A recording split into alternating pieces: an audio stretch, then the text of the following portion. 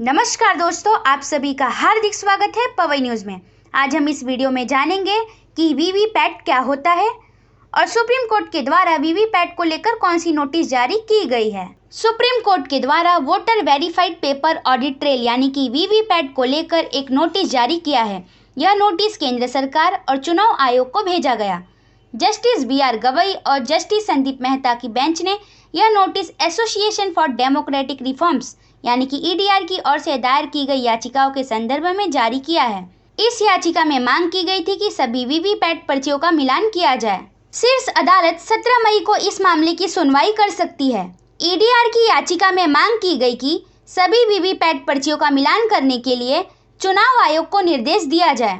आपको बता दें कि अभी तक चुनाव आयोग बूथ पर रैंडम तरीके से वीवीपैट पर्चियों का मिलान करता आया है। इंडिया टुडे में छपी कनु शारदा की रिपोर्ट के अनुसार सुप्रीम कोर्ट के advocate on record Neha Rathi के माध्यम द्वारा दायर याचिका में चुनाव आयोग के दिशा निर्देशों को चुनौती दी गई है। याचिका में तर्क दिया गया कि यदि एक साथ सत्यापन किया गया और अधिक संख्या में अधिकारियों को तैनात किया गया तो प्रत्येक विधानसभा क्षेत्र में वीवीपैट की गिनती 5 से 6 घंटों में की जा सकती है। EDR की याचिका में यह भी बताया गया कि सरकार ने 5,000 करोड़ रुपए खर्च कर लगभग 24 लाख वीवीपैट मशीनें खरीदी थी, जिसमें से लगभग 20,000 वीवीपैट पर्चियों को ही वेरीफाइड किया जाता है। कांग्रेस ने वीवीपैट पर्चियों की पूरी गिनती की मांग से जुड़े सुप्रीम कोर्ट की नोटिस को चुनाव के लिहाज से पहला महत्वपूर्ण कदम बताया है। पार्टी की तरफ से कहा गया कि इस मामले पर लोकसभा चुनाव शुरू होने से पहले फैसला किया जाना चाहिए।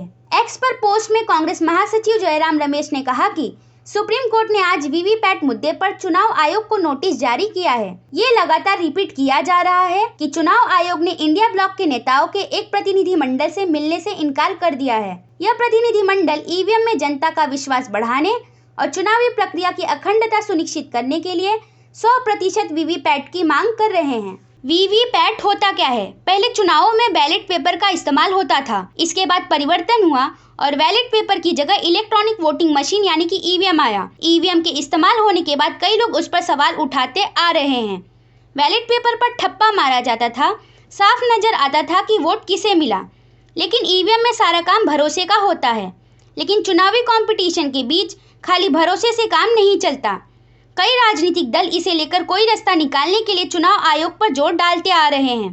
तो चुनाव आयोग वीवीपैट लेकर आया, मतलब voter verified paper audit trail. यह मशीन इलेक्ट्रॉनिक वोटिंग मशीन यानी कि EVM के साथ ही जुड़ी होती है। इससे हर वोट की रसीद निकलती है, जिसे वोटर देखकर भरोसा कर सकता है कि उसने जिस कैंडिडेट के नाम के आगे बटन दबाया वोट उसे ही पड़ा।